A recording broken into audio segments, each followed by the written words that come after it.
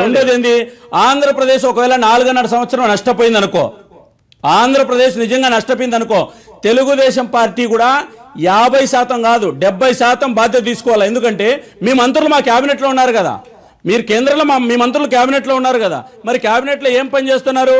ఆ రోజేమో ఢిల్లీకి వచ్చి జగన్మోహన్ రెడ్డి ఇంకా జైల్లో పెట్టలేదా, జగన్మోహన్ రెడ్డి మీద ఇంకా కేసులు పెట్టండి, జగన్మోహన్ రెడ్డి ఉంటే మళ్ళీ మేము గెలవలేము అని రోజు ప్రధానమంత్రి దగ్గరకు వచ్చి ప్రాధాయపడ్డారు. రాష్ట్ర ప్రయోజనాల గురించి మీ రోజు ఏం మాట్లాడాల? మేము మాట్లాడాం రాష్ట్ర ప్రయోజనాల గురించి. ఈరోజు 22,000 కోట్ల ఉపాధి కింద ఆంధ్రప్రదేశ్కి నిధులు వస్తున్నాయి. మీ చంద్రబాబు నాయుడు గారు కొడుకు రోజు అవార్డులు వచ్చాయని చెప్తున్నాడే, ఈ అవార్డులు ఎందుకు వచ్చాయి? 20,000 కోట్లు ఆంధ్రప్రదేశ్కి ఇచ్చింది కాబట్టి. పోలవరం అవార్డు వచ్చే అవార్డు అంటున్నారు, మీది ఏమీ లేదు, కేంద్రం ఇచ్చింది కాబట్టి. ఇట్లా ఆంధ్రప్రదేశ్ కు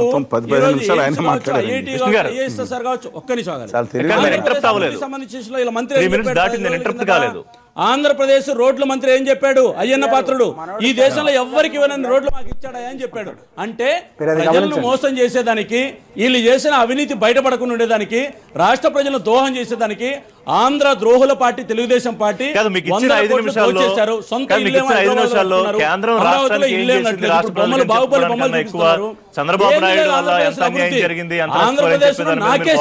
దోచేశారు.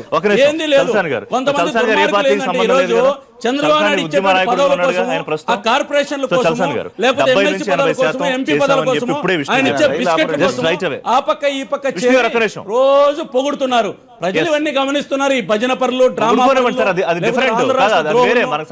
మాట ఈ రోజు ఒక మాట మాట్లాడి ఈ రోజు కామెడీ ఆర్టిస్టులను, డ్రామా ఆర్టిస్టులను ప్రజలు గమనిస్తున్నారు. రైట్, 70 నుంచి 80% చేసామని విష్ణు గారు చెప్తున్నారు, ప్యాకేజీ ఇచ్చామని చెప్తున్నారు. సో మీరు అన్ని లెక్కలేసి ఎప్పటికప్పుడు గట్టిగా మాట్లాడుతూ పోరాటాలు చేస్తారు. మీరు చెప్పండి శ్రీనివాస్, ఎంత ఇచ్చారు? 70 నుంచి 80% ఇచ్చారు, అలాగే ప్యాకేజ్ ఎంత ఇచ్చారు? విష్ణు గారు సార్, విష్ణు గారు నేను మళ్ళీ మీ దగ్గరికి వస్తా. మాట్లాడలేదు, అడగండి ఫస్ట్ మీరు. కాదు వినండి, ఇప్పుడు ఎవరు మాట్లాడినా మీరే మాట్లాడతానంటే ఒకటి, లేదు మీరు అడిగినట్టు నేను అడగమంటే రెండు కుదరవు. విష్ణు గారు ప్లీజ్. జరిగింటే ఏ గుడ్డి గుర్రానికి పళ్ళు దోముతున్నారు? ఎస్, అదే అడుగుదాం. You are a good panelist, so please cooperate. Yes. ఒకటండి, అసలు ఏమీ చేయలేదు. ప్లీజ్ ప్లీజ్ జూపుడు గారు ఒక్క నిమిషం. ఏమీ చేయలేదు. మొట్టమొదటి 70 నుంచి 80. వినండి. నేను కన్నా లక్ష్మీనారాయణ గారు ఆంధ్ర బిడ్డగా, సరే ఇవాళ ఏమైనా ఒత్తిడిలు ఏమొచ్చినాయో మళ్ళీ గుజరాత్ నుంచి మాకు తెలియదు, బిడ్డగా ఒక లేఖ రాశారు. మొట్టమొదటి చెప్పాను, ఈ రాష్ట్రానికి 12 దాదాపు 80% అమలు కాలేదు, చెయ్యండి డియర్ ప్రైమ్ మినిస్టర్ అని రాసిన తర్వాత, ఆ తర్వాత ఏం అమలు జరిగింది? గిరి యూనివర్సిటీ ఒకటి అనౌన్స్మెంట్ పెట్టి నిధులు ఇచ్చామన్నారు, వాళ్ళు రిలీజ్ చేయలేదు. ఇవాళ ఏం జరగలేదు, 85% జరగలేదు. నేను చెప్పలేదు, 15% జరిగింది అంతే. 15% సబ్జెక్టు కరెక్షన్ డెఫినెట్ గా నేను అనేది మిగతా జరగాల్సి ఉంది. రాష్ట్రంలో ముఖ్యమైన రాయితీతో కూడిన ప్రత్యేక తరగతి వచ్చిందా? రాలేదు కదా.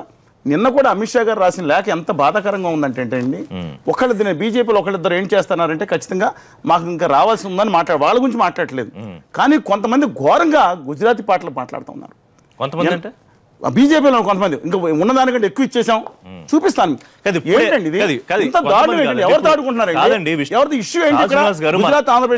డిబేట్ లో విష్ణు గారు 80% ఇచ్చామని చెప్తున్నారు కదా, మధ్యలో మాట్లాడతారండి. ఆయన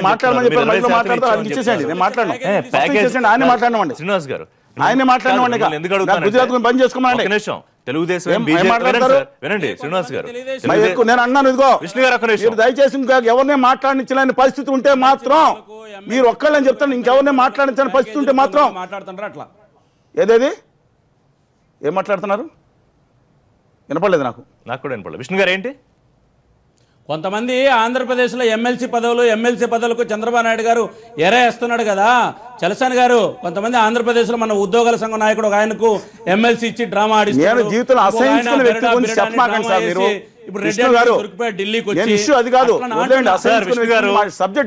మనకు సంబంధం లేదు, ఎవరెవరు పదవులు తీసుకుంటారు, ఎవరెవరు అందలాలు ఎక్కుతారు, మనకు సంబంధం లేదు. నేను మాట్లాడుతుంది ఆంధ్రప్రదేశ్ రాష్ట్రానికి చేసిన ప్రామిస్ లో వచ్చింది. ప్లీజ్ విష్ణు, విష్ణు గారు సో ప్యాకేజ్ ఎంత వచ్చింది? అట్లా ద్రోహితో మీరు ఎట్లా పంచుకున్నారు వేదిక? విష్ణు గారు ఒక నిమిషం, ఆయన ఏదో పంచుకోవడం ఏంటండి? కేసీఆర్ ఏం చెప్పాడు? ఆ ఆశయం ముచ్చుకుమా లేదా గుజరాత్ దగ్గరికి వెళ్ళి నేను బంద్ చేసుకుని జీవితం త్యాగం చేయాలా? పదవుల గురించి ఎవరు ఇంక మాట్లాడుతాడు? నేను చెప్పే సబ్జెక్ట్ ఏనండి. మీరు మాట్లాడమని చెప్పాను. ఏంటి పెద్ద రండి కాబట్టి రండి. ఇంకెవరికి నోరు లేదా? మాకు నోరు లేదు, మాట్లాడుతున్నాదా? ఆంధ్ర ద్రోహులు కొంతమంది వచ్చారని. ఆంధ్ర ద్రోహులతో ఎట్లా వేదిక పంచుకున్నారు మీరు? ఆంధ్ర ద్రోహులు అని చెప్పేదండి. నేను ఏ కారణం చెప్పాను మీరు పంచుకున్నారు? మిమ్మల్ని నేను జైల్లో అంటే జైల్లో పెట్టే చంద్రబాబు పంచుకున్నా అంటే ఈరోజు చంద్రబాబు నాయుడు గారు వస్తుంటే మీ మీద పెట్టే కదా, మీతో కూడా పంచుకున్నా. వినండి, మా బస్ యాత్రకు మీరు వచ్చారు, చంద్రబాబు నాయుడు గారు సంఘీభావం తెలియజేశారు. పెట్టి తిప్పినప్పుడు మీకు గుర్తు రాలేదా? ఈ రోజు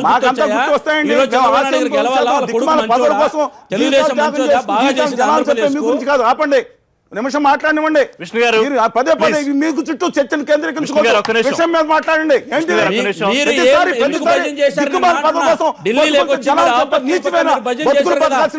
ప్రధానమంత్రి చంద్రబాబు నాయుడు గారు అని చెప్పి మీరు భజన చేశారు కదా, ఎందుకు చేశారు?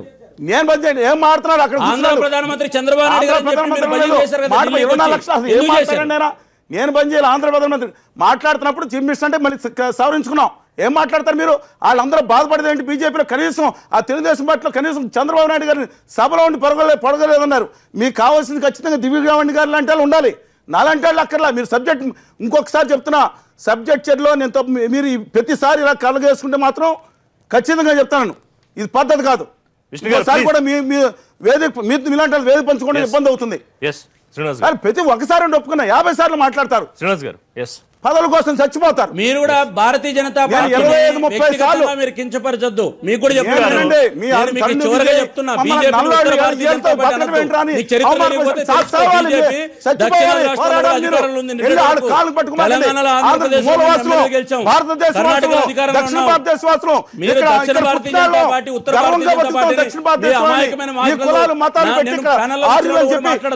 తుంపులు పెట్టమాకండి. ఏదైనా ఒక రాజకీయ పార్టీతో ఇంట్రెస్ట్ ఉంటే లేదా చంద్రబాబు నాయుడు గారికి ప్రేమ ఉంటే చంద్రబాబు నాయుడు గారు మీరు గెలవాలనుకుంటే తరుణ్ వేజ గురించి మాట్లాడతారా? అది ఏంటండి ఇది? ఒకసారి కాదు,